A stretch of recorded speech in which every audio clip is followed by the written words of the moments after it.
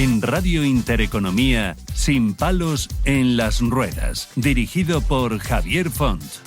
Este programa te lo ofrece tu farmacia de confianza con el apoyo de Vidafarma.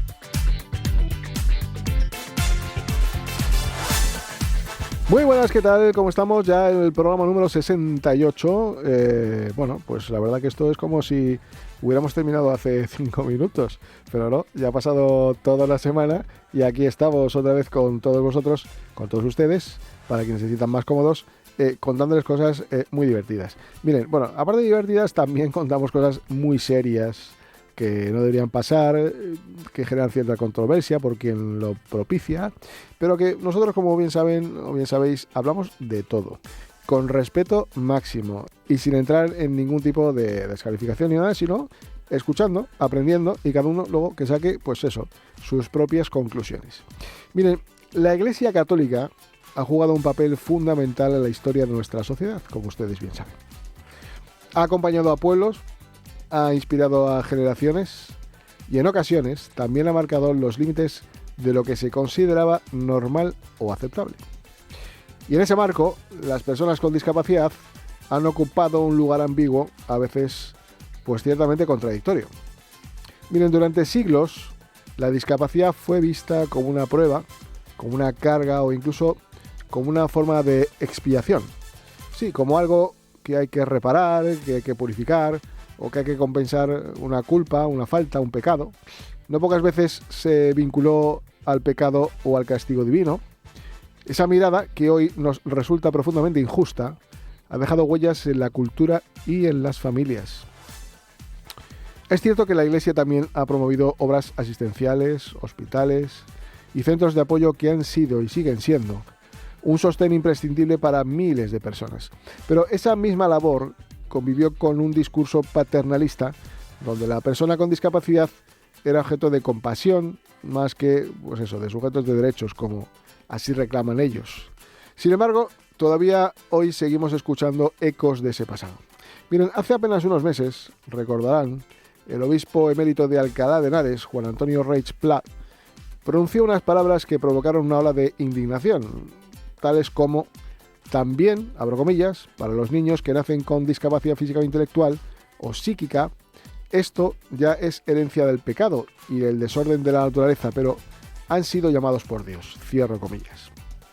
Recordemos también, por ejemplo, unas palabras de Monseñor Munilla, obispo de la diócesis de Orihuela-Alicante, en 2017, reflexionando sobre el aborto selectivo en casos de discapacidad, que afirmó, abro comillas: la cultura actual convierte a los hijos en objetos de consumo y si no cumplen nuestras expectativas, los descartamos.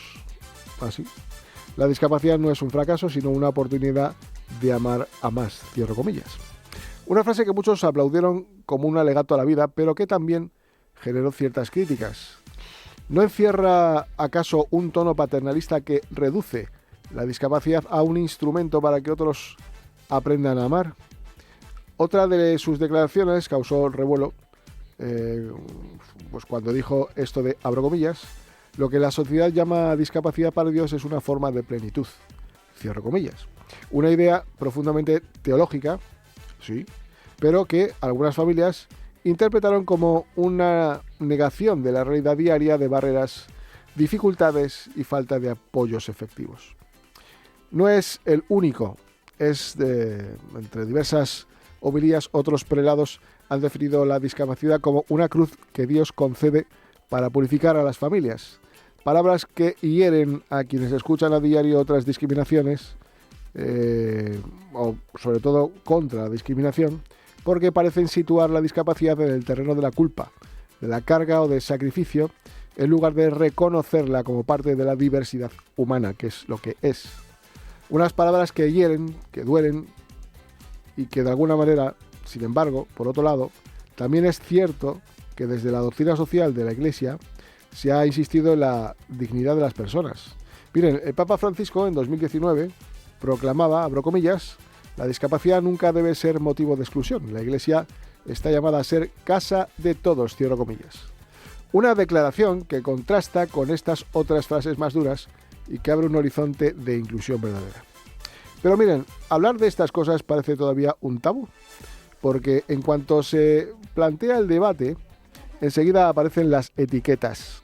Eres de un lado o eres de otro, como si opinar sobre la discapacidad de la Iglesia nos situara automáticamente en una trinchera ideológica. Y desde luego no debería ser así, porque abrir este debate no es cuestión de derechas ni de izquierdas, sino de humanidad. No se trata de etiquetas, sino de abrir mentes para poder avanzar. Hoy el reto es muy distinto. El presente nos exige pasar de la caridad a la justicia, de la asistencia a la inclusión, y la Iglesia Católica, si quiere ser fiel a sus mensajes evangélicos y a su visión de humanidad, debe ser también un espacio de acogida, de dignidad y de igualdad para las personas con discapacidad. No se trata solo de abrir rampas en los templos, sino de abrir mentes y corazones. Aquí es donde surge la gran controversia. ¿La Iglesia acompaña realmente el camino de la inclusión o mantiene un lenguaje que, aunque bien intencionado, perpetúa estigmas? Porque si decimos que una persona con discapacidad es un regalo para hacernos mejores, ¿no la estamos reduciendo a un medio para la vida de los demás, en lugar de reconocer su proyecto vital, su autonomía y su derecho a la igualdad? El futuro entonces se juega en esa tensión. ¿Seguirá la Iglesia anclada en visiones del pasado o será capaz de situarse en la vanguardia de la defensa de los derechos humanos, acompañando a las personas con discapacidad desde el respeto, la autonomía y la verdadera inclusión? Pues miren, la respuesta no está escrita, pero lo que sí está claro es que las personas con discapacidad y sus familias ya no aceptan silencios, ni compasión condescendiente, ni discursos culpabilizadores. Reclaman lo que les corresponde, que es la dignidad, la igualdad y el reconocimiento. Y la Iglesia, si escucha, puede ser aliada en este camino tan necesario. Miren, porque al final la pregunta es sencilla pero muy profunda. ¿Queremos una Iglesia que mire hacia atrás con prejuicios o una Iglesia que camine hacia adelante con todos, sin dejar a nadie en la cuneta? Pues miren, de ello hablaremos con Monseñor José Ignacio Munilla.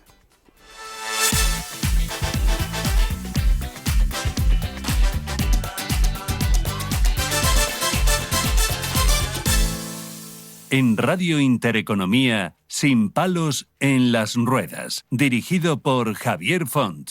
Este espacio te lo ofrece FAMMA, la Federación de las Personas con Discapacidad Física y Orgánica de Madrid, porque la autonomía es poder.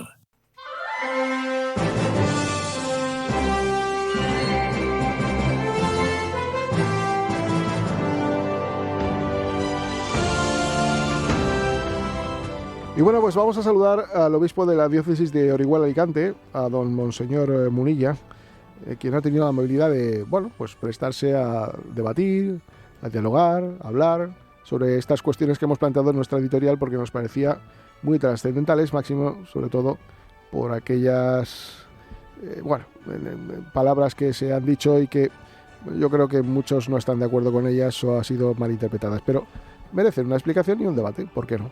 Así que quiero saludarle, Monseñor Munilla, muy buenos días. Muy buenos días, un saludo a todos.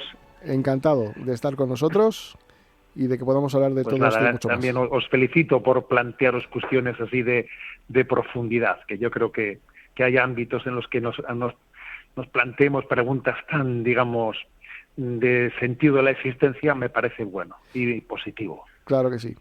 Mire, quería preguntarle, Monseñor, ¿qué entiende la Iglesia por los valores humanos universales? Vamos a ver, creemos, ¿no? Nosotros creemos ciertamente que hay unos valores objetivos, ¿eh? Los valores tienen una objetividad, los valores no se pueden medir desde mi practicidad, desde mi conveniencia particular, sino que existe un bien común. La palabra bien común es una palabra que, por cierto, últimamente se está perdiendo.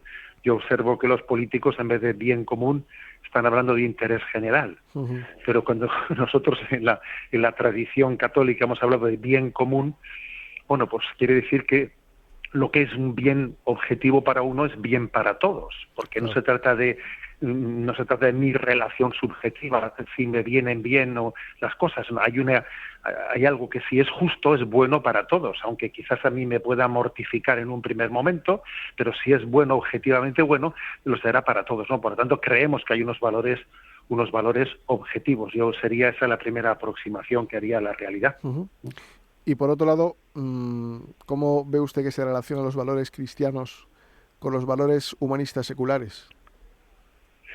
Bien, yo creo que nosotros, claro, desde el punto de vista cristiano, añadimos un aspecto que es que a la hora de hablar del valor del ser humano, de la persona humana, reconocemos que tiene pues una dignidad muy superior al resto de la creación, porque es imagen y semejanza de Dios. Hay una imagen y semejanza de Dios que hace que el hombre, a diferencia de los animales, que ya se ve hoy en día en el animalismo que está un poco dentro de esta cultura, no distingue la dignidad del hombre y la dignidad del animal, pero me parece que es importante entender que el hombre es una persona, que el ser humano es una persona humana, a diferencia de los animales y a diferencia del resto de la creación, ¿no? Y entonces nuestra dignidad es especial, tiene otra trascendencia, ¿no? Muy superior. Somos imagen y semejanza de Dios. El ser humano tiene un alma espiritual, no solo es biología. Uh-huh. En esa imagen y semejanza de Dios también está incluida su espíritu, su inmortalidad, ¿no? Su inmortalidad, el hecho de que tenga, ¿no?, una llamada a participar con Dios pues por toda la eternidad de la vida, ¿no?, de la vida eterna. Claro. Dicho de otra manera, somos mortales. No somos inmortales, ¿no?, pero sí somos eternos, que es un matiz muy importante, ¿no? Claro. Inmortales no somos, pero sí somos eternos. Eso propio por la dignidad que tiene el ser humano. Y en eso creo que la tradición cristiana ha aportado pues una luz muy importante para entender la dignidad del ser humano. ¿Cómo cree que percibe a día de hoy, en cuanto a visión general, y ahora con la llegada del Papa León a la Iglesia, digamos, la visión de las personas con discapacidad? Porque, como he dicho en el editorial, las propias personas con discapacidad reclaman su sitio, no reclaman ese paternalismo o esa sobreprotección que la sociedad ha dado hasta el día de hoy, restándole la posibilidad de tener oportunidades para demostrar y para ser persona como cualquier ser vivo cuando nace quiere ser, ¿no? ¿Cómo ve usted que la Iglesia ve en estos momentos esa visión de lo que son las personas con discapacidad? ¿Avanzamos? ¿Queremos avanzar? ¿Hay que hacer cambios? Bien, yo en primer lugar me atrevería a poner en consideración una contradicción muy grande que existe, ¿no? El hecho de que parece que estamos en una cultura que es muy sensible, y yo lo aplaudo, obviamente, lo aplaudo muchísimo, ¿no? Muy sensible hacia la discapacidad. Por ejemplo, tenemos esa conciencia de que no es correcto utilizar palabras como minusválidos, más bien discapacitados, o incluso hay otros términos, ¿no? Pero al mismo tiempo que nuestra sociedad tiene... Claro, personas con discapacidad, no discapacitados. Bien, pero al mismo tiempo que existe esta sensibilidad tan grande, bueno, pues nos tragamos un camello y colamos un mosquito, porque resulta que a día de hoy, cuando el 85%, y no estoy exagerando, ¿no?, pues de las personas oyen que el ser humano que están concibiendo pues tiene un síndrome de Down, sin embargo, optan por el aborto. Entonces dice uno, vamos a ver, ¿cómo es posible que tengamos esa sensibilidad para entender que no es correcto decir minusválidos o discapacitados, sino personas con discapacidades? O sea, ¿cómo es posible que hilemos tan fino en pues, por ejemplo, las terminologías, y sin embargo después no respetemos su dignidad? O sea, eso es lo que la Iglesia creo que tiene que decir en primer momento, claro, que tenemos que avanzar, pero avanzar en el sentido no, digamos, de guante blanco, de cuidar las formas y en el fondo no aceptar la dignidad y la realidad de esas personas, ¿no? Lo primero que hay que hacer es hablar del derecho a la vida, del derecho a la vida, que es incondicional y que no puede estar condicionado por alguna discapacidad con la que nos pueda acompañar en la existencia, ¿no? Entonces yo creo que lo primero es desenmascarar esa hipocresía, porque esa hipocresía existe, existe, y yo a veces cuando veo pues esa tanta insistencia, ¿no?, en que cambiemos incluso pues un texto constitucional para no decir esta palabra o la otra, y sin embargo nos traguemos el mosquito, ¿no? El camello, como dice usted. O sea, el camello, sí, es decir, está aquí hay un holocausto oculto. Sí, un holocausto oculto, y es que los síndrome de Down no nacen, o únicamente nacen en familias que, por cierto, en buena medida son familias que una gran parte de ellas, desde su sensibilidad cristiana, han aprendido a acoger incondicionalmente la vida. O sea, la vida no puede tener condiciones, ¿no? Entonces yo ese es el matiz que haría. ¿Y cómo cree que es de respetable una familia dos familias que eligen una, por un lado, saben que su hijo va a nacer con una discapacidad y lo quieren tener, y otra, sin saber los recursos económicos de ninguna de las dos familias, y otra que decide abortar? ¿Es respetable cualquier decisión o una sí y otra no? Obviamente las dos cosas no pueden ser respetables al mismo tiempo, porque entonces existiría una doble verdad.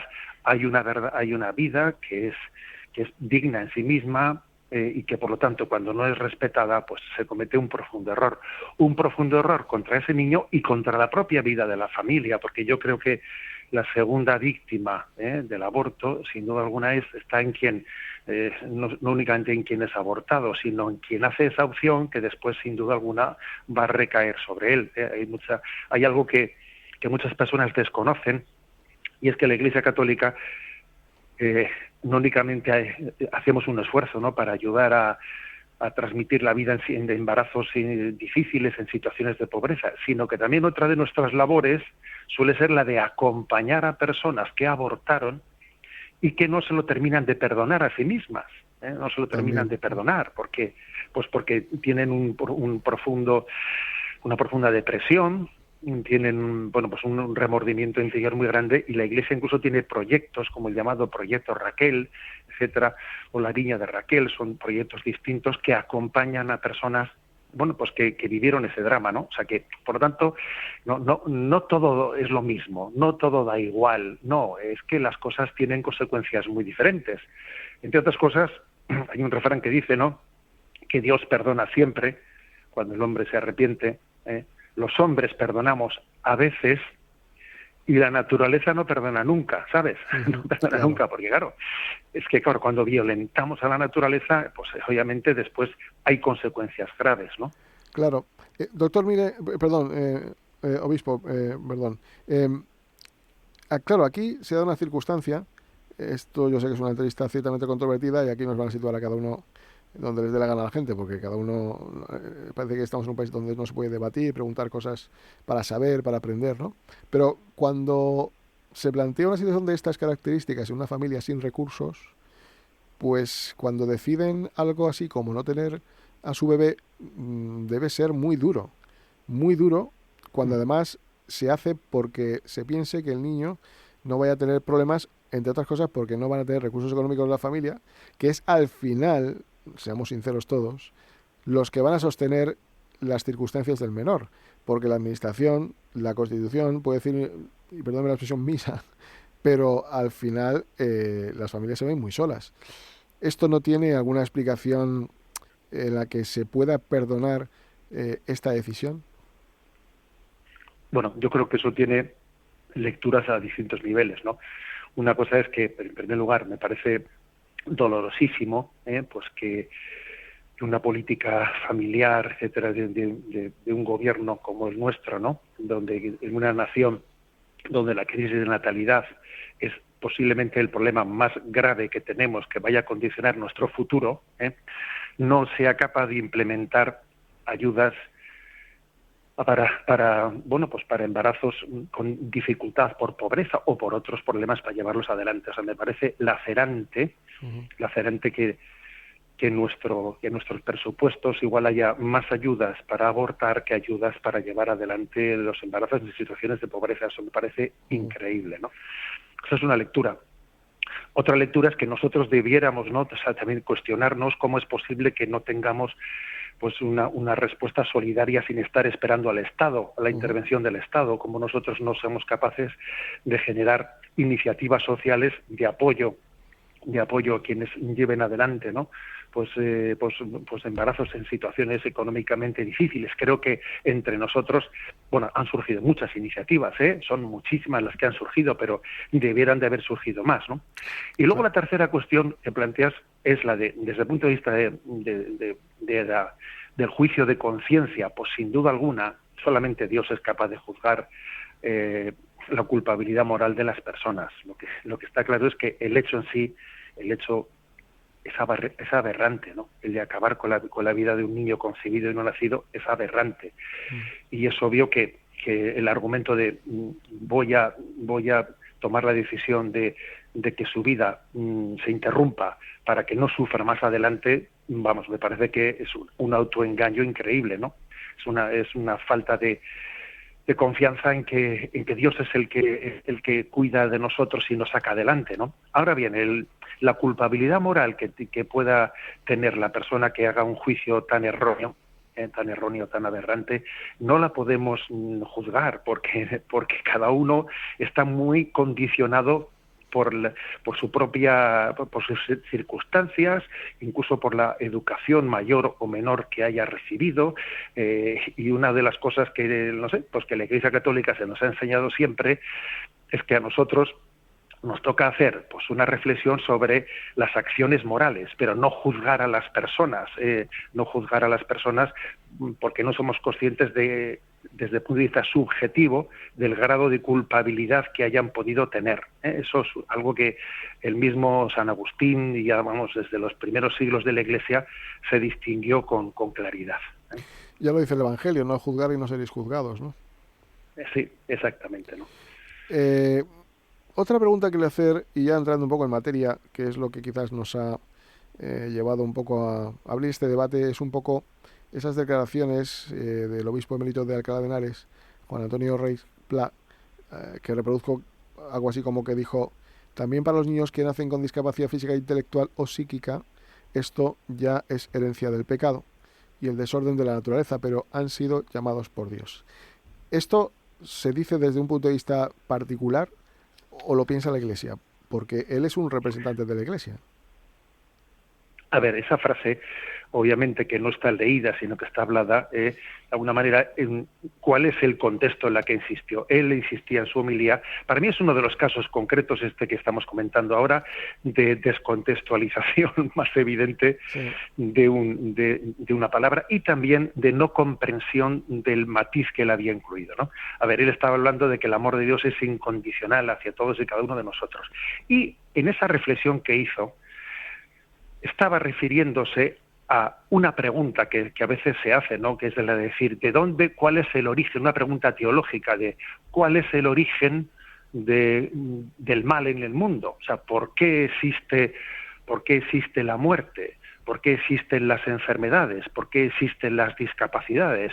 Entonces, de alguna manera, la teología responde diciendo que todas estas situaciones, todos estos males, las enfermedades, la muerte misma, las enfermedades psíquicas, físicas, no tienen en Dios su origen. Dios no ha sido el creador del mal, sino que la teología lo que afirma es que el mal se introdujo en la naturaleza por efecto del pecado, que distorsionó la naturaleza.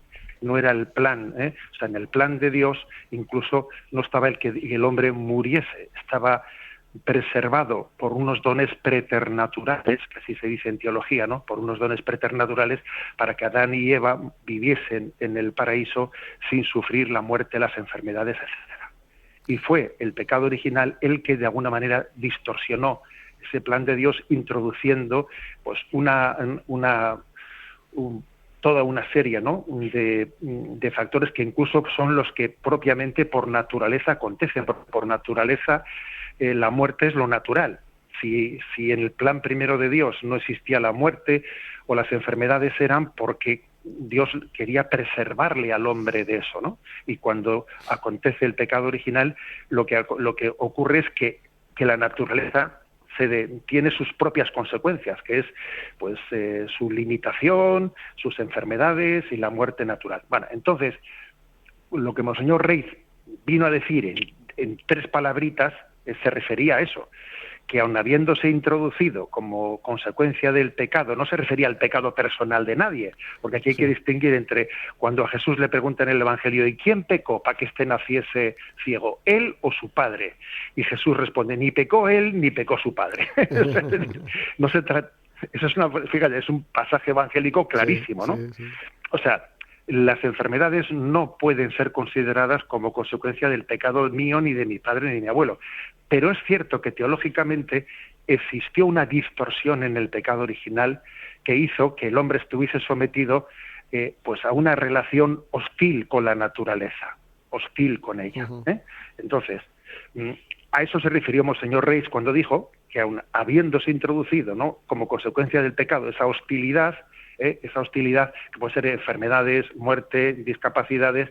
Sin embargo, el amor de Dios no dudamos de él, porque no ha venido de Dios ninguno de ese tipo de males, sino que el amor de Dios es incondicional, ¿no? O sea, ese es el contexto de la frase. Una última pregunta para ir terminando, monseñor. ¿Qué opina usted de la eutanasia en un caso de sufrimiento? Yo tengo mi idea, yo creo que hay que dar más ayudas para la vida que para la muerte, pero no quiero condicionarle con esto su respuesta, porque quiero que sea una respuesta teológica y de un pensador como es usted. ¿Qué resulta esto para usted? Vamos a ver, yo creo que entre el morir y el matar hay una distancia infinita. Aunque luego, desde el punto de vista técnico, parece que esa distancia es mínima, es mínima. Sin embargo, moralmente, entre el morir y el matar, pues hay una distancia infinita. Y por lo tanto, ¿no? Una cosa es que los cuidados paliativos, que están desarrolladísimos, ¿no?, sean capaces de ayudarnos, ¿no?, pues en ese acompañamiento que necesitamos para que también la enfermedad y el momento de la muerte se viva con una dignidad, ¿no?, con una dignidad, para que ese dolor y ese sufrimiento no nos destrocen, ¿no? Pero claro, la diferencia entre esos cuidados paliativos, ¿no?, que nos deben de ayudar a vivir con dignidad ese momento de la máxima prueba, de ahí a ser nosotros los agentes de la muerte, a ser nosotros los que tomemos la decisión de acabar con la vida, la distancia es infinita entre una cosa y la otra, ¿no? Entonces yo creo que cuando yo veo, ¿no?, como el llamado progresismo, ¿no?, o las nuevas mentalidades abogan por el aborto y la eutanasia como derechos del hombre, ¿no? Yo digo que esto yo lo veo como la pinza de la desesperanza, una pinza entre el nacimiento y el fallecimiento, una pinza de la desesperanza en el fondo, pues olvidando que la vida está por encima de nosotros. Nosotros no hemos venido a esta vida habiéndolo decidido. La vida nos ha sido dada. Yo no soy el que he decidido sobre mí mismo, ¿no? Y por lo tanto, a la hora de marchar de esta vida, el principio se mantiene, ¿no? La vida está por encima de mí mismo. Yo no soy el que decido cómo ni cuándo marchar. La vida es un don que me supera, ¿eh? Creo que está por encima de mí, ¿eh? Pero ¿no creo que hay una cierta contradicción? Y me explico. Cuando alguien fallece y hacemos una misa por él, yo siempre oigo a sacerdotes que dicen que ya está descansando, que ya deja de sufrir, que está en el paraíso. Eso va un poco en contradicción con que una persona esté en cuidados paliativos sufriendo y no propiciemos la celeridad con la que nos pueda dejar para dejar de sufrir. Entonces, ¿no hay una cierta contradicción en ese sentido? Yo creo que no, porque creo que hay tiempo para una cosa y tiempo para la otra, y creo que el tiempo de juego hay que vivirlo hasta el final, ¿eh? Y es verdad que el tiempo de juego pues puede tener momentos muy difíciles y que los minutos finales de un partido pueden ser difíciles, ¿eh? Claro. Y que tendrán que ser acompañados por todos, por la ciencia inclusive, pero el partido hay que vivirlo hasta el final. Claro. hasta los minutos de prórroga, ¿eh? Hasta los minutos de prórroga. Siempre hay esperanza si hay vida, ¿no? Sí. Monseñor, más ni menos, ¿no? Ya me despido. ¿Qué pasa por la cabeza de una persona que nace en el año 61 y que con 24 años es nombrado sacerdote en San Sebastián por Monseñor José María Setién? ¿Qué pasa por esa cabeza para decidir ser sacerdote? Bueno, pues la verdad es que yo también yo soy testigo, ¿no? que no es uno el que hace sus planes, sino que me siento una persona llevada. Yo no se me había ocurrido hasta los 16 años así que Dios pudiese pedirme ser sacerdote, ¿no? Sí. A ver, yo tengo una conciencia de mí mismo como que yo no he programado mi vida, sino Claro. que más bien he sido llevado. Uno va descubriendo signos, ¿no?, de que Dios me quiere por aquí, me Claro. quiere por allá. Y a día de hoy, pues mira, aquí seguimos siguiendo la pista esa de qué quiere Dios de nosotros. Sí. Pues ahora aquí estamos en Alicante siguiendo la pista y no sabemos muy bien hasta dónde nos querrá llevar Dios, ¿no? Yo Claro. me siento en sus manos y me he llevado por Él. Las cosas pasan por algo, como dicen, ¿no? O sea que Sí. algo debe ocurrir. Monseñor Munilla, ha sido un placer hablar con usted. Bueno, un placer. La verdad que ha sido muy Y gracias constructivo, por ha vuestro sido muy espacio. amable. Hemos abierto el campo a la gente para que vea que con la Iglesia también se puede hablar. Ese dicho de con la Iglesia hemos topado es un dicho, pero que ahí estamos. Gracias, ojalá nos conozcamos en persona algún día. Enhorabuena, muchas gracias. Nada, encantado. Que vaya Un todo abrazo. bien. Un Venga, abrazo, hasta hasta pronto. luego. Adiós, Muy adiós. bien. Este espacio te lo ha ofrecido FAMMA, la Federación de las Personas con Discapacidad Física y Orgánica de Madrid, porque la autonomía es poder.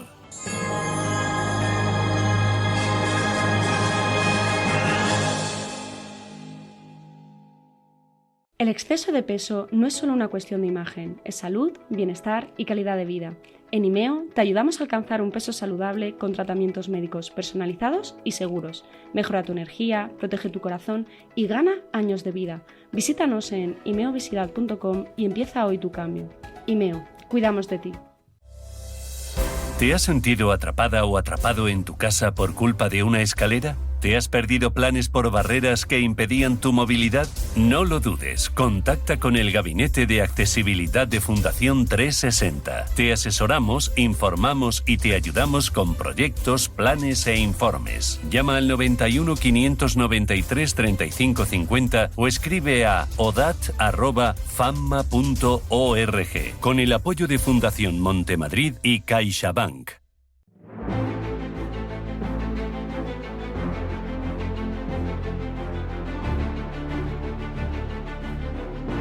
En Radio Intereconomía, Sin palos en las ruedas, dirigido por Javier Font. Bueno, pues vamos a tratar un tema pues que está muy en auge, en boca de muchas personas.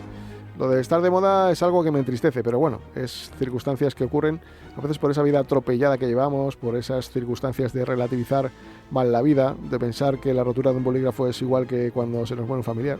En fin, algo chorradas, como diría aquel, pero que también hay cosas muy importantes, que a veces pues uno entra en estados de ansiedad o depresión pues por circunstancias muy graves. Pero vamos a hablar de todo esto, ¿vale? Vamos a hablar de todo esto, y es que la ansiedad es una de las condiciones más frecuentes en la sociedad actual, que está ligada tanto al ritmo de vida acelerado como a factores personales, sociales y laborales en muchos casos, ¿no? Para su tratamiento, además de la psicoterapia y de distintas estrategias de autocuidado, se utilizan los llamados ansiolíticos, un grupo de medicamentos pues, que actúan sobre el sistema nervioso central con el fin de disminuir pues, la tensión, el miedo y los síntomas físicos asociados a eso que llamamos ansiedad. Que ahora nos explicarán, nos definirán la palabra ansiedad, ¿no? Porque es amplia y tenemos que saber sobre todo algo importante, que es identificarla, porque uno puede tener un mal día, se ha cabreado con el jefe o la pareja o porque el día se ha levantado gris y ya pues estamos en depresión y en fin, son momentos por los que pasamos todo el mundo. Los ansiolíticos pueden ser de gran ayuda en situaciones concretas y bajo supervisión médica, pero también plantean desafíos muy importantes. A veces jugamos con eso, y es que el riesgo de dependencia, la necesidad de un uso responsable y la conveniencia de combinarlo siempre con intervención psicológica y hábitos de la vida saludables se nos olvida. Hablar de ansiolíticos implica, por tanto, no solo referirse a sus beneficios clínicos, sino también a la reflexión ética y social sobre el modo en que afrontamos el malestar emocional pues en estos tiempos que vivimos. Bien, voy a darles algunos datos. En cuanto a consumo y tendencias estadísticas, decir que en España se sitúa entre los países con mayor consumo de ansiolíticos e hipnosedantes en Europa y en el mundo. En 2021 se registraron 89 dosis diarias definidas por cada 1.000 habitantes, solo superada por Islandia, 93, y Portugal, pues con 91 casos. El consumo alcanzó el máximo en el 2021, hablo de España, con un 58,17%, aunque disminuyó un poco en el 2023 a 55,87%, que debe ser bastante cuando hablamos de alguna cifra porcentual. Y el Ministerio de Sanidad dijo que el uso de ansiolíticos en España ha aumentado un 5,9% entre el 18 y 2021 y los hipnosedantes un 6,6% en el mismo periodo. Decir que la población de entre 15 y 64 años, el uso de hipnosedantes casi se triplicó entre 2005 y 2022, pasando del 3,7 al 9,2%. Bueno, para eso hemos traído a 3 expertos. Una persona que es farmacéutico, Rafael Carretero, ¿qué tal? ¿Cómo estás? Hola, buenas tardes. Gracias por venir. Otra persona que es ex biólogo clínico y bueno, es adicto a ansiolíticos, Ollán Iturbide. ¿Lo he dicho bien? ¿Qué tal? Sí, buenas tardes. Encantado. Y también a la psicóloga experta en adicciones, a Teresa Aparicio, ¿qué tal? Soy psiquiatra, soy médico. Psiquiatra, perdón, hay un error aquí. Psiquiatra, ¿qué tal? ¿Cómo estás? Hola, buenas tardes. Bien. Encantado Gracias. de que estéis aquí los 3. Y bueno, quiero empezar pues haciendo una pregunta muy clara a este respecto, y es que, ¿qué ocurre? ¿Por qué tomamos tantos ansiolíticos? La doctora.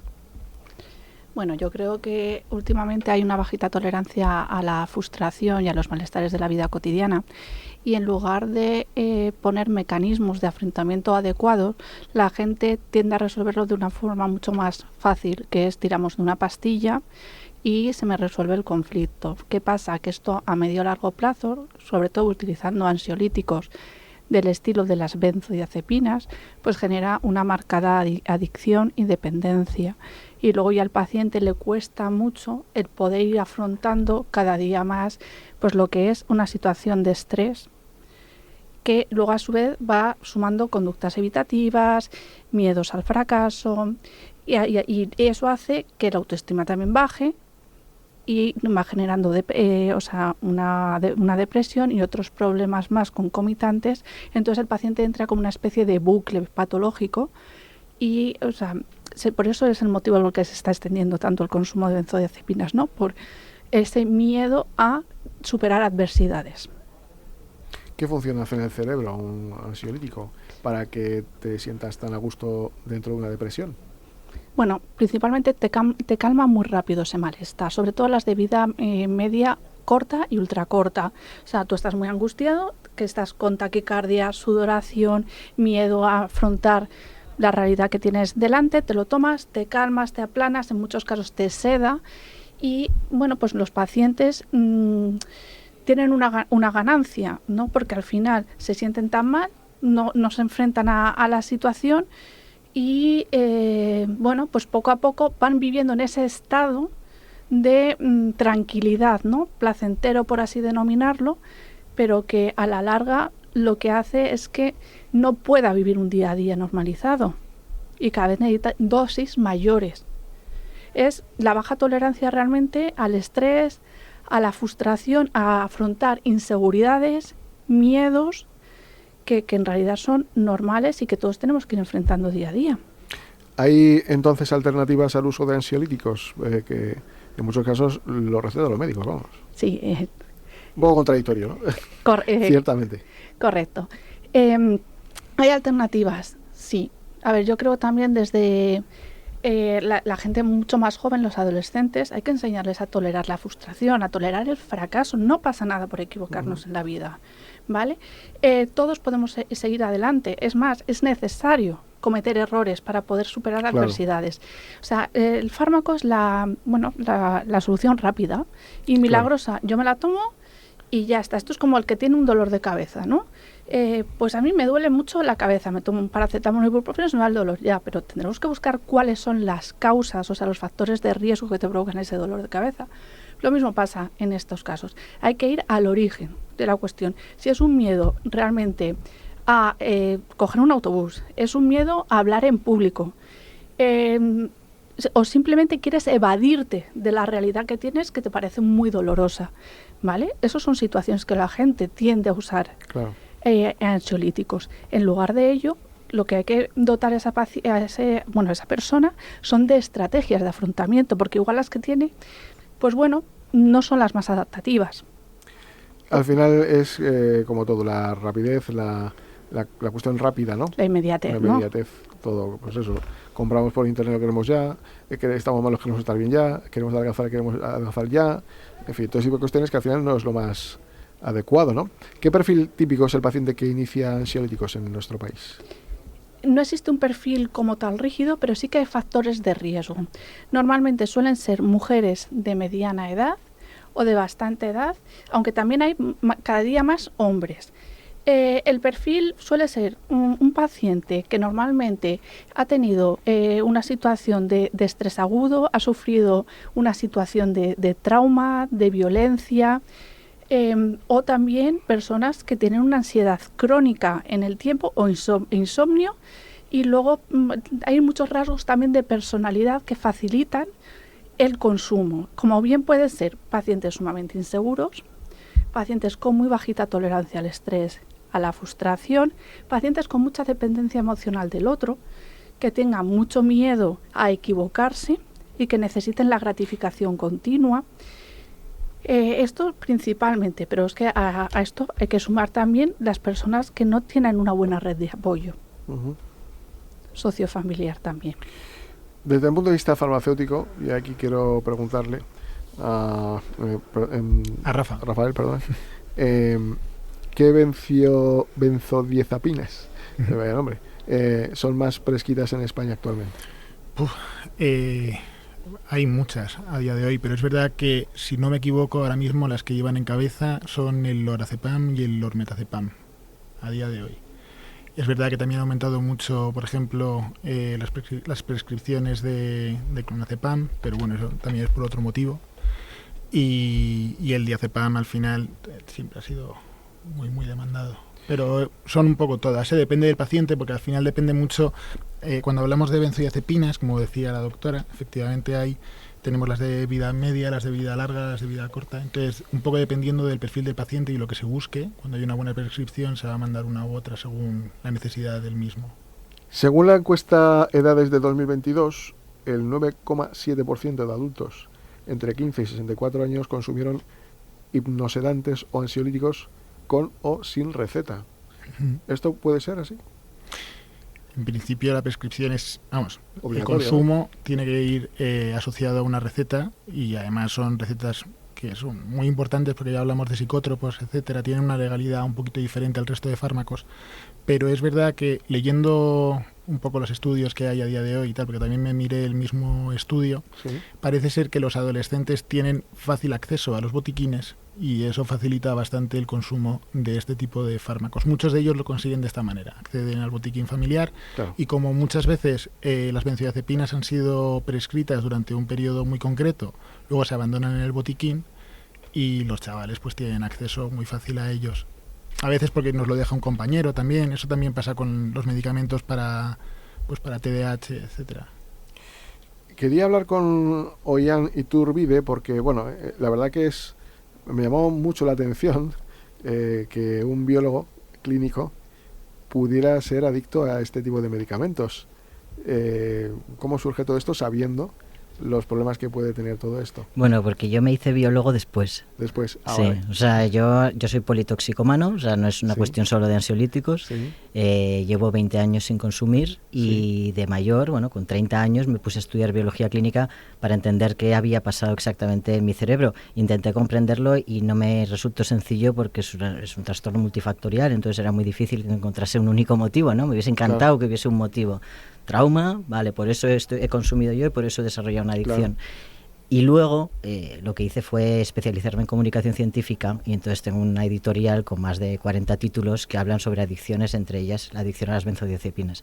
Pero sí creo, o sea, me atrevo a decirte que incluso siendo biólogo clínico, si hubiese estudiado antes de desarrollar una adicción, podía haber desarrollado una adicción, porque en el centro de desintoxicación, en mi grupo de terapia había varios médicos y había varias enfermeras. Quiero decir que... Afectados también. Sí, adictos. Con lo cual es bastante normal, que teniendo en cuenta que 1 de cada 10 personas puede desarrollar una adicción, pues es bastante fácil, ¿no?, que dentro de cualquier profesión haya adictos.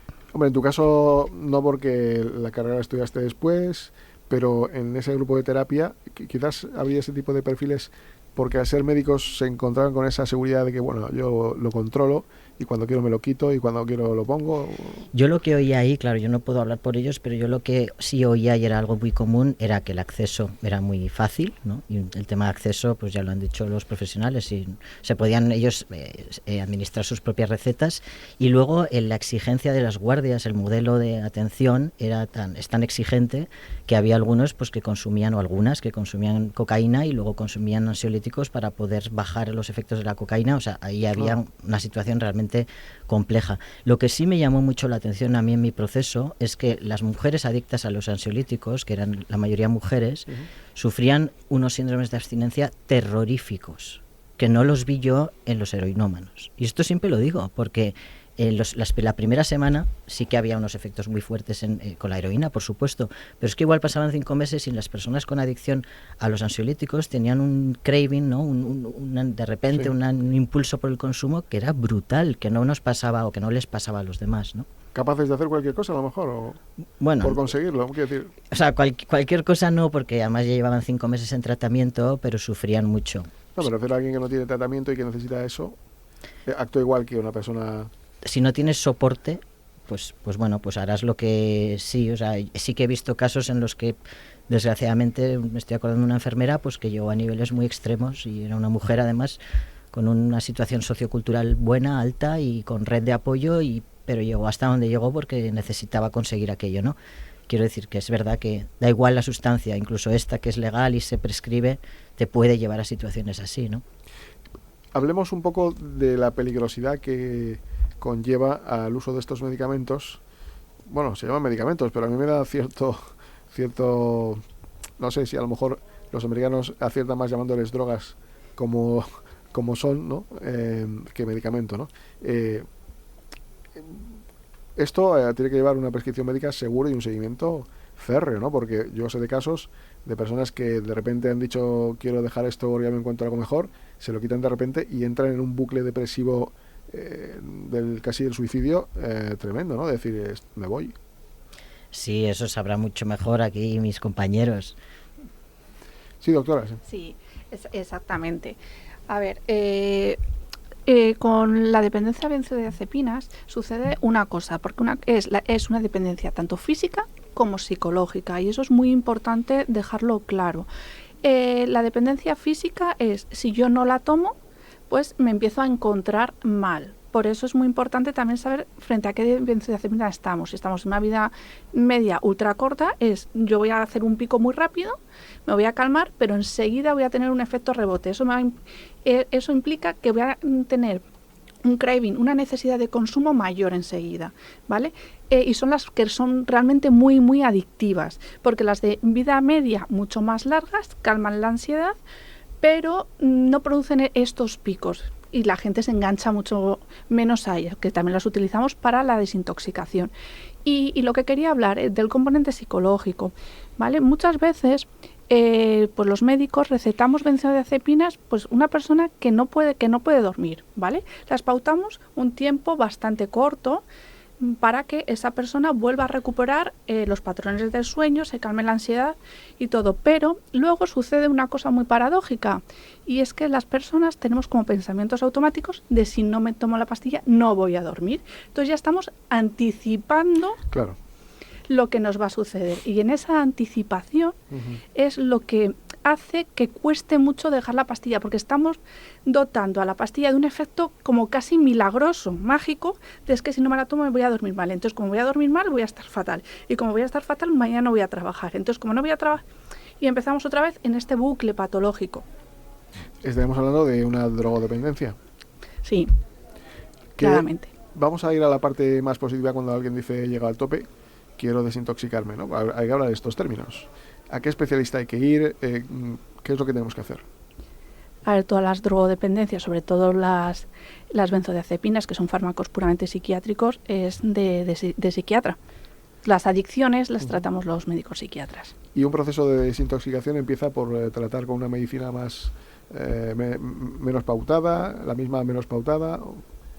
Bueno, hay diferentes procesos de desintoxicación, pero lo primero y más importante es que el paciente tiene que ser consciente de que tiene una adicción o una dependencia. Claro. Porque si no, por muchas veces los tenemos familiares y poco podemos hacer si el paciente no es consciente. Y luego, ¿cómo hacemos los tratamientos de desintoxicación? Pues lo primero, o bien, si simplemente lo que estamos frente a una ansiedad, una dependencia a un fármaco muy concreto, pues lo primero, tendemos a sustituirlo por una vida media más larga, que al final el paciente sigue más calmado durante más tiempo, y eso nos va a permitir poder trabajar psicológicamente con él, sus fortalezas. Otras veces ya la dosis de benzodiazepinas es tan alta que tenemos que ver si hay otros síntomas. Porque muchas veces lo que tenemos detrás es una depresión o cualquier otra clínica. Entonces también utilizamos para las desintoxicaciones o bien antipsicóticos, porque hay pacientes que se ponen muy agresivos cuando retiras y no pueden tolerar la irritabilidad que les produce, o también antidepresivos. Claro. ¿No? Que también los antidepresivos realmente es el tratamiento ideal a medio y largo plazo de los trastornos de ansiedad. Las benzos es para momentos muy muy puntuales, y eso sí que me gustaría dejarlo muy claro. ¿Vale? Porque si no llegamos a esta situación de dependencia. Por ir terminando, me gustaría que cada uno de vosotros nos dierais un consejo a quienes nos están escuchando para evitar todo esto y, en fin, ¿qué haríais vosotros, ¿no? Rafael. ¿Empiezo yo mismo? Bueno, y es que me parece que la doctora ha dicho una cosa que es fundamental y es uno de los mayores problemas, de hecho, que tenemos con este tipo de pacientes. Al final, muchas veces, cuando nos han prescrito un ansiolítico, una benzodiazepina concretamente, uno de los principales problemas que tienen los pacientes es que, como se lo ha mandado el médico, no son conscientes realmente de que tienen una adicción y de que tienen un problema que tienen que trabajar. De hecho, en la farmacia tenemos que hacer constantemente derivaciones al médico para que haya una deshabituación, que al final donde derivamos es al médico de cabecera y él es el que tiene que derivar luego al médico especialista en el caso de que sea necesario, que normalmente sí lo va a ser. Entonces, lo primero que hay que saber es qué medicación estamos tomando y para qué nos la han pautado. Eso no solamente es para las benzodiazepinas, es en general. Las medicaciones, independientemente de que sean benzodiazepinas o no, tienen un uso que es el que tienen, y no ser consciente de para qué estamos tomando la medicación puede generar muchos problemas, ya no solamente estos problemas de adicción, sino de duplicidad, de que estemos tomando el mismo medicamento 2 veces, etcétera, y eso puede generar problemas orgánicos muy importantes. Entonces, lo primero es que si no tienen claro para qué están tomando determinadas medicaciones, para qué se la han mandado y cuánto tiempo lo tienen que tomar, que vayan a la farmacia, que para eso estamos, y les vamos a ayudar a organizar el botiquín, que eso es un servicio que damos, que es completamente gratuito y de verdad que creo que es muy necesario. Que parece mentira, pero a veces no sabemos organizarlo. Y es muy importante, doctora. ¿Un consejo, una idea? Pues lo mismo que acaba de comentar el compañero. Primero, ser conscientes de que tenemos un problema, el por qué tenemos que hacer el uso de estos fármacos, que vale, y todo tiene que tener un control médico, y sobre todo lo más importante, yo diría, las adicciones se superan, ¿vale? Pero hay que hacer un esfuerzo por parte del paciente. O sea, no todo es una pastilla milagro que me soluciona un conflicto.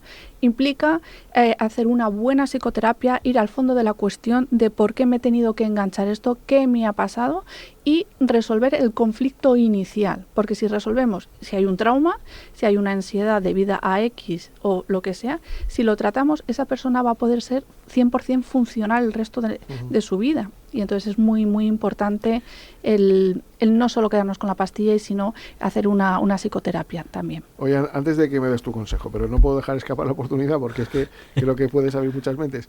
¿Qué hiciste que no harías que te llevó a usar psicotrópicos, drogas, sí, ¿no? De alguna manera. No sé, a veces le echamos la culpa a las compañías.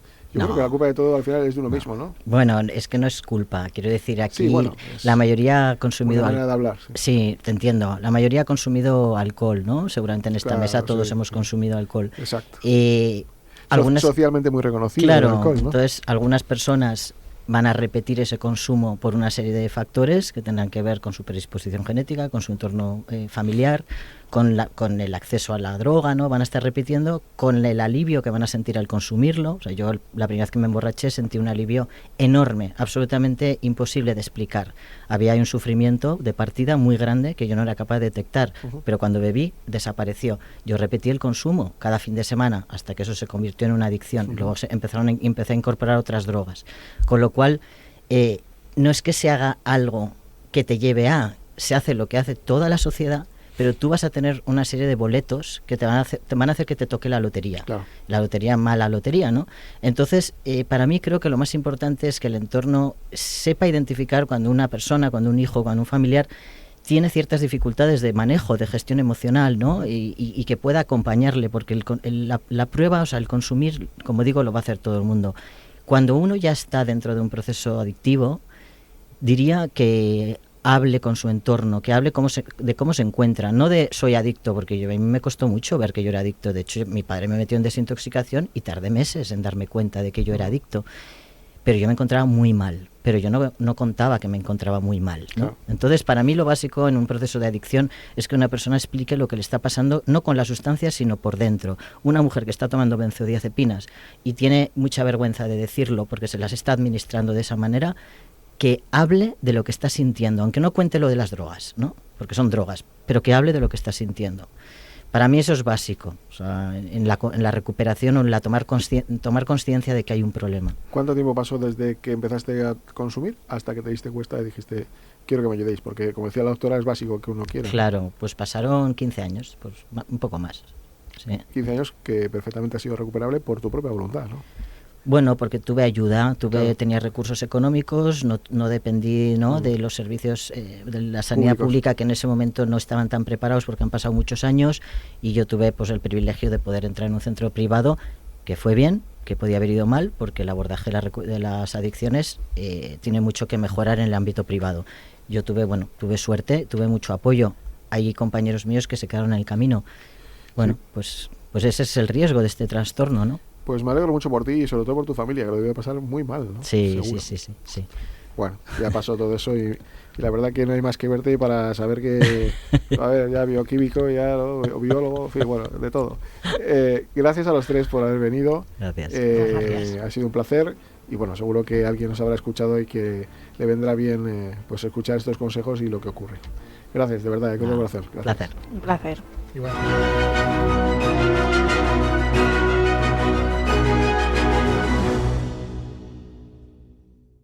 En Radio Intereconomía, Sin palos en las ruedas.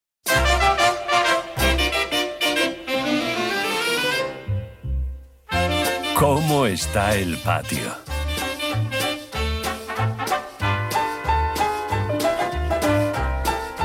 Si había una de las cosas por las que yo quería incorporarme ya a esta temporada, era porque nos íbamos a ver las caras todos los que nos fuimos en julio de vacaciones. Y bueno, las caras son muy gratas. Venimos todos muy contentos. Tony, ¿qué tal? ¿Cómo estás? Pues muy bien, encantado de estar por aquí. Ya veo.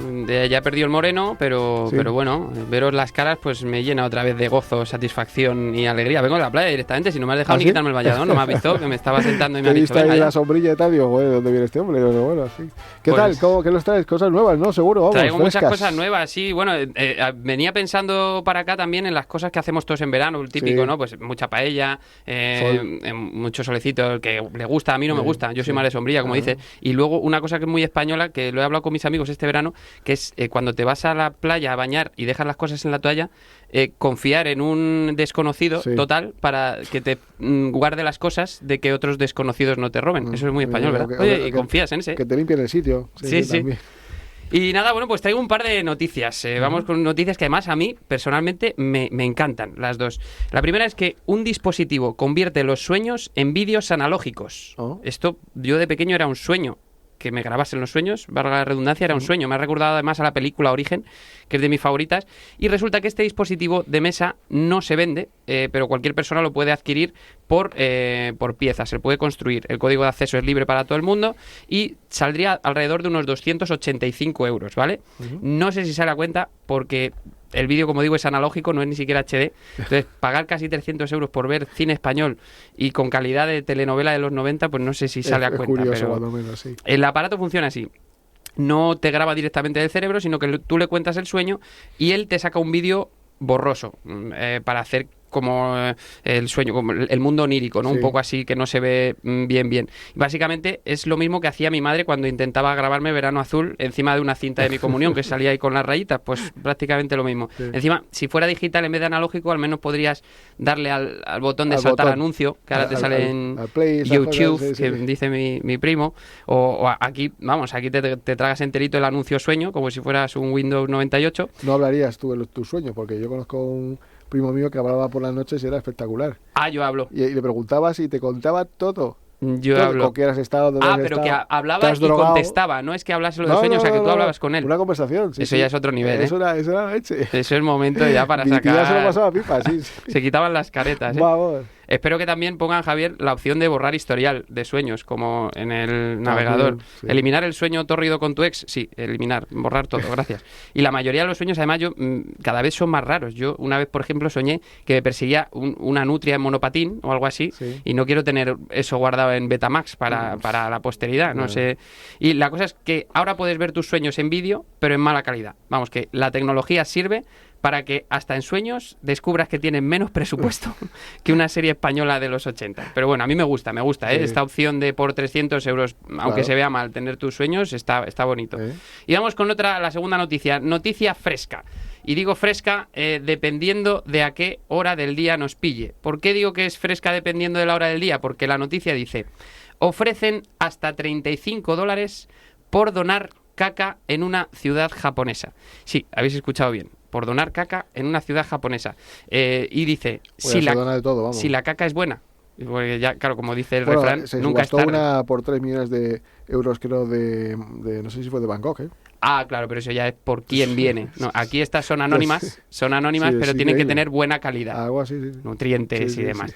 Pues la farmacéutica japonesa llamada Metagen Therapeutics, a la que algunos han empezado a llamar Mekagen Therapeutics a través de esta noticia, abrió el pasado abril una sala especial para recolectar materia fecal en la ciudad de Tsuruoka. Los aspirantes tienen que pasar un proceso de selección, un formulario, una evaluación médica, y evidentemente solo pasan los que lo hacen que te cagas, valga el juego de palabras.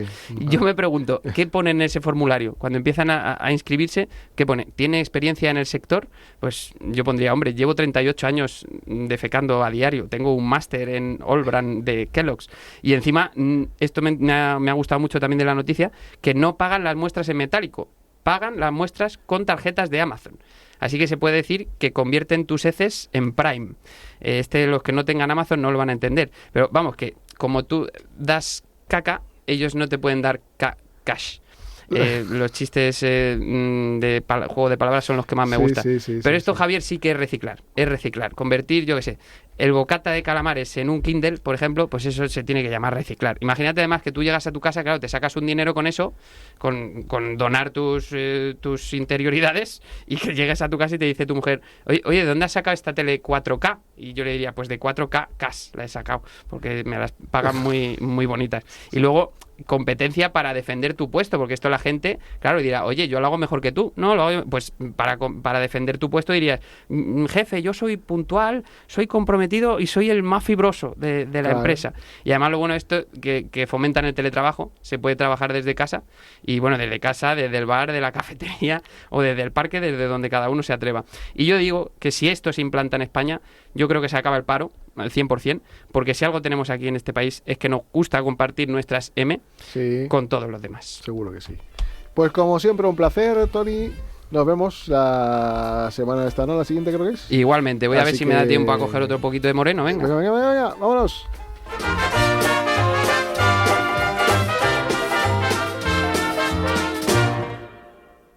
En Radio Intereconomía, Sin palos en las ruedas, dirigido por Javier Font.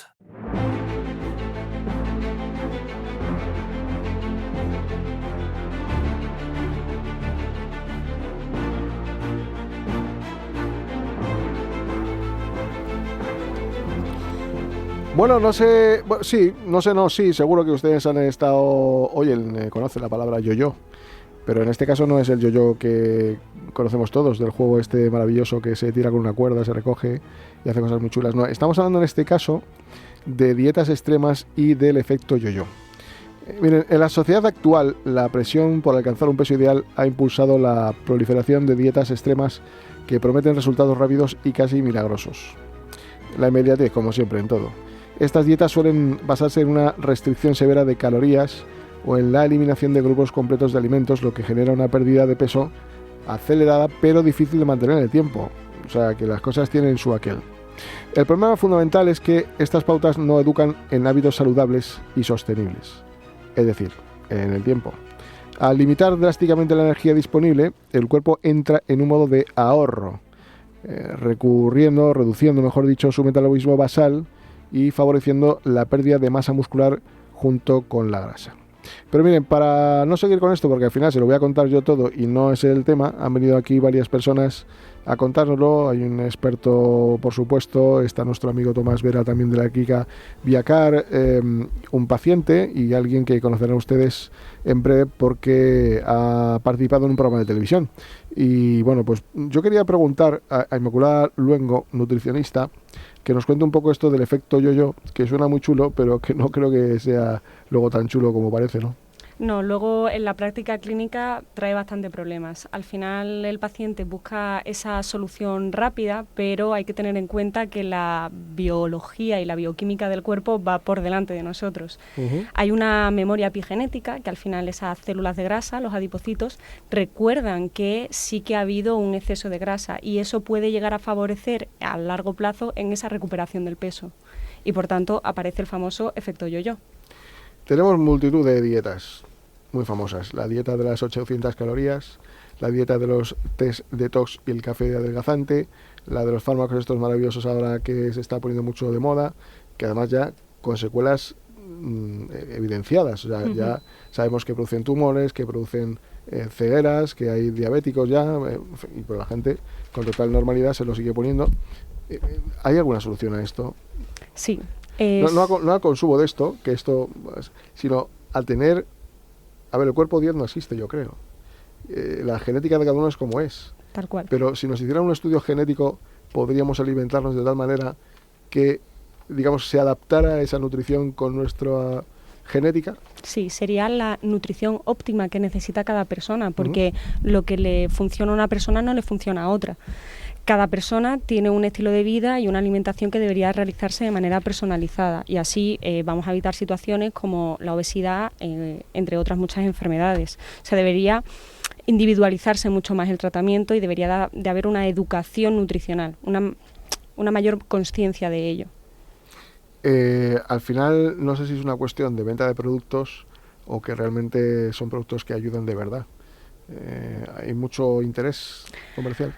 Mitad y mitad, es decir, evidentemente pues al final no deja de ser un fármaco que se comercializa y genera una vertiente económica, pero es cierto que si se pauta adecuadamente es fundamental que esto lo paute el profesional adecuado, en este caso un endocrino. Nosotros, por ejemplo, en IMEO Viacar no damos este tratamiento sin ser supervisado por el endocrino con analítica y un buen seguimiento. Y sobre todo que se produzca ese seguimiento por parte del especialista correspondiente, endocrino, nutrición, psicología, porque si no, no funciona, por mucho que te compres el fármaco y que luego no llegues a conseguir ese objetivo.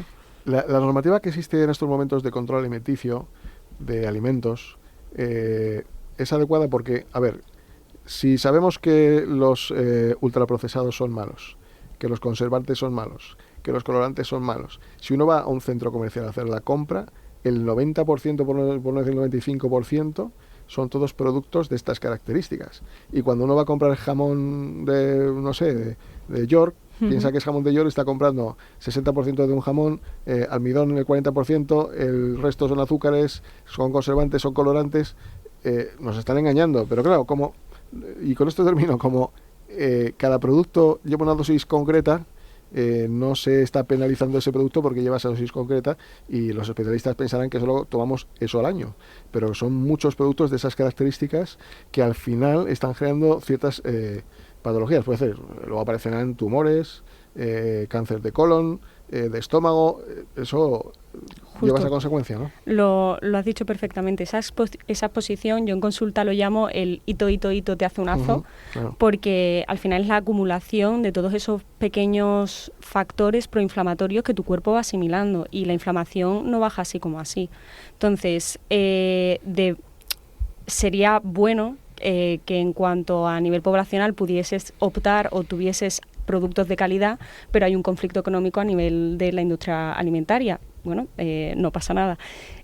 Lo que sí es, debería haber una mayor profundidad, sobre todo en educar a las personas desde el inicio, en aprender a identificar aquellos alimentos que son mejores nutricionalmente hablando y que puedan llegar a tener esa facilidad de hacer una mejor selección en su propia cesta de la compra. Tenemos en la mesa a un paciente, ¿no? Enrique, ¿sí? Que parece ser que ha pasado por esa fase. He pasado por todas. Y gracias a Dios ahora estoy viendo un poco más la luz, gracias a la dirección, gracias a la fórmula de que te van guiando, no hacerlo solo, claro. Porque no sirve de nada, o por lo menos para mí las aventuras a lo solo es muy difícil de llevar, mientras que la guía psicológica de la nutricionista, de la psicóloga, eso te da un factor grandísimo de éxito. Yo ya hace 3 años empecé con las inyecciones estas milagrosas de la molécula, y estaba solo, me la recetó la médico de familia con buen criterio y con cariño incluso, claro. Pero no me sirvió de nada, estuve 6-7 meses. A los 6-7 meses ahí inventaron la otra inyección esta, una era, que la has dicho tú antes, no me acuerdo ahora mismo, bueno, pero vamos. Da igual. Y en cambio ahora pues estoy, como muy bien ha dicho Inma, tratado por la endocrina, siguiendo a la psicóloga cada 15 días, con Inma directamente, semanalmente con la nutricionista, y esto lo que está haciendo es un cambio de educacional, que es lo más importante. Por eso, para mí, lo fundamental, para que no exista el yo-yo, que no exista el rebote, es el control psicológico, el control educacional, si no, estamos muy perdidos. Al otro lado del teléfono tenemos también a alguien conocido, que se llama Jorge Pérez, que es preparador físico y además ha ganado el concurso de supervivientes. Quiero saludarle porque también ha pasado por esta experiencia. Hola Jorge, ¿qué tal? ¿Cómo estamos? Hola, muy buenas tardes, un placer saludaros. Igualmente. Oye, según me han contado por tu experiencia un poco, pues has pasado de una fase donde el cuerpo estaba ya de alguna manera en fase de desaparición, como aquel que dice, porque no tenías ni alimentos, a de repente llegar aquí, claro, y a ver, pues eso, había comida. Entonces esa fase de desnutrición casi, no sé si ocurrió, pero de no comer mucho a poder comer bastante, ¿cómo lo llevaste? Claro, en verdad te hago un contexto muy rápido para que se entienda la situación, porque yo cuando entro a este concurso, que tiene casi 4 meses de duración, yo soy una persona que mide 1,91 y que durante todo el año más o menos peso 91 kilos, que me gusta hacer deporte y que, bueno, pues tengo un estilo de vida saludable y me cuido, ¿no? Entonces, ¿qué es lo que ocurre? Que mi índice de grasa corporal era extremadamente bajo, iba muy fuerte, vamos a decirlo así para entendernos. Claro. Entonces, ¿qué es lo que ocurre? Tú cuando estás allí tienes esa falta de alimentación. Es importante destacar que yo perdí casi 18 kilos, y 18 kilos, por eso hacía esta introducción, ¿no? Prácticamente de masa muscular. Nuestro cuerpo, al no haber grasa, de lo primero que tira es de músculo, ¿no? Entonces el músculo es además algo caro de mantener, por lo tanto es algo que se pierde rápido. Y luego cuando vuelves a la normalidad, te encuentras con 2 factores, aparte de esa desnutrición tan grande de la que vienes y de venir con tu microbiota, tu flora intestinal, etcétera, totalmente destruidos, te encuentras con una ansiedad que no puedes controlar. Entonces, realmente el problema viene porque tú eres consciente de que no tienes que seguir comiendo de esa manera, pero no puedes controlarlo. Entonces, al final, tu cuerpo, que viene de esa época de carencia alimenticia, de esa hambruna, lo que hace es ver como una oportunidad de almacenar energía, ¿no? Entonces, el problema además es que priorizamos almacenar grasa porque es la forma más eficiente de sobrevivir si vuelves a esa época de escasez, ¿no? Y luego, si aún por encima le sumas que tus antojos, por decirlo así, son de alimentos procesados, ultraprocesados, ya sabemos, esos alimentos hiperpalatables que nos producen esa especie de efecto premio en nuestro cerebro, ¿no? Pues tu cuerpo pues se ve totalmente destrozado por todos los lados. Claro, engordaste un montón, por lo visto, ¿no? Ya dijiste, bueno, pues que de perdidos al río por lo menos voy a disfrutar, voy a gozarlo, y luego ya me meto en sauna, me meto en gimnasio y hago lo que haga falta, ¿no? Sí. Sí, realmente, claro, yo perdí casi 18 kilos y me encontré que en poco más de una semana había recuperado 17. O sea, yo siempre digo que tanto era así que tenía los pies como los hobbits del Señor de los Anillos, que me tenía que quitar los cordones porque no me entraban ni mis zapatillas. O sea, fue exagerado. Luego aparte tenía, bueno, pues obviamente el físico, pues no era el que tenía habitualmente, pero luego aparte una especie como de diástasis abdominal, ¿no? En la que las vísceras empujan la zona del recto abdominal y te queda como una tripa deformada. O sea, la verdad que eran, luego por no hablar de problemas articulares, bueno, de todo un poco, ¿no? Pero sí, al final cuesta volver a... Sobre todo es mental, al final es como el concurso. El concurso es un concurso muy duro, pero realmente al final está todo en nuestra cabeza. ¿Y has vuelto ya a la normalidad? Sí, tardé, porque tardé casi un año en volver a recuperar lo que, bueno, pues al menos como a mí me gusta verme, pero es verdad que yo siempre defiendo, y además es algo que siempre me gusta destacar con la gente con la que trabajo, que primero vamos a ser conscientes de que tenemos que implementar unos hábitos de vida, unos hábitos saludables, y como consecuencia de eso vamos a tener una mejor estética, ¿no? Porque os escuchaba ahora en la mesa, y el problema que tenemos hoy en día es que la gente vivimos en una época de cortoplacismo, ¿verdad? En el que queremos dietas milagros, en el que además vivimos viendo cuerpos que en la mayoría de los casos no son reales en las redes sociales y todo esto, y eso nos genera pues unos complejos, vamos a decirlo así, de cuerpos irreales que queremos para nosotros mismos. Entonces al final, pues subrayar un poco lo que estabais diciendo, que concuerdo mucho, pero simplemente cada uno, lo que me funciona a mí, que lo decía la experta, no funciona a otra persona, hay que buscar lo que le funciona a cada uno, y sobre todo la clave de una dieta para evitar estos efectos yoyos, ¿no? Es que sea prolongable en el tiempo. De nada me vale que a mí alguien venga y me diga, no, tienes que comer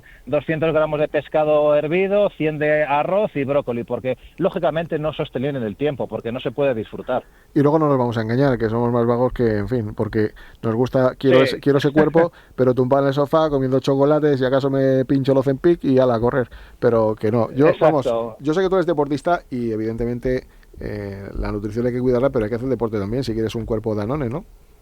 Obviamente, las estadísticas nos demuestran que al cabo del año mueren más personas por sedentarismo que por obesidad. Entonces, realmente es un problema real que tenemos en nuestro país, y que yo siempre digo, al final, ya no es que pienses ni siquiera en marcharte a un gimnasio, en que pienses en que tienes que perder, entre comillas, 1 o 2 horas en tu desplazamiento. Yo a la gente le animo incluso a que lo haga en su propia casa, 30 minutos con su propio peso corporal, porque es el primer paso, es crear unos cimientos para si luego tú te enganchas a eso, ya podremos tener tiempo de comprar material, de ir a un gimnasio, lo que sea, pero al final no es verdad que cuánto tiempo más perdemos viendo qué vamos a ver en Netflix una noche para al final no acabar viendo nada y acostarnos. Entonces, ese tiempo que estás perdiendo realmente lo podrías invertir en 20, 30 minutitos, si no es más, 3 veces por semana, y ya es un gran paso, ¿no?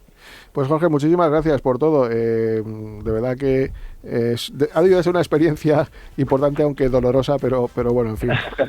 Ya por terminar, quiero decirle a Inmaculada si hay algún consejo rápido y qué podemos hacer desde Villacare, Tomás, para ayudar a estas personas. Me encanta. Gracias, Jorge, por todo. Un saludo, un abrazo fuerte. Un placer, encantado, gracias. Hasta luego.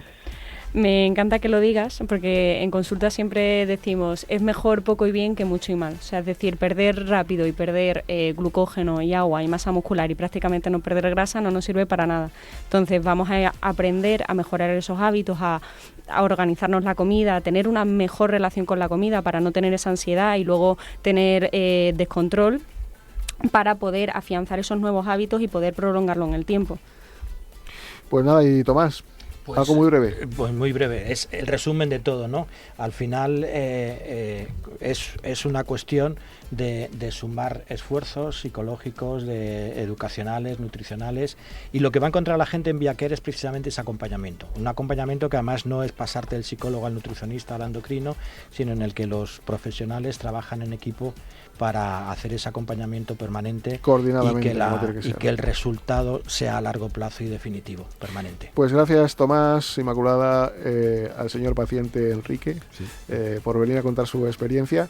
Y nada, desde aquí nos despedimos. Así que gracias a los oyentes, nos volvemos a ver dentro de una semana. Que sean felices, 24/7-365, hasta luego. Este programa te lo ha ofrecido tu farmacia de confianza con el apoyo de Vidafarma.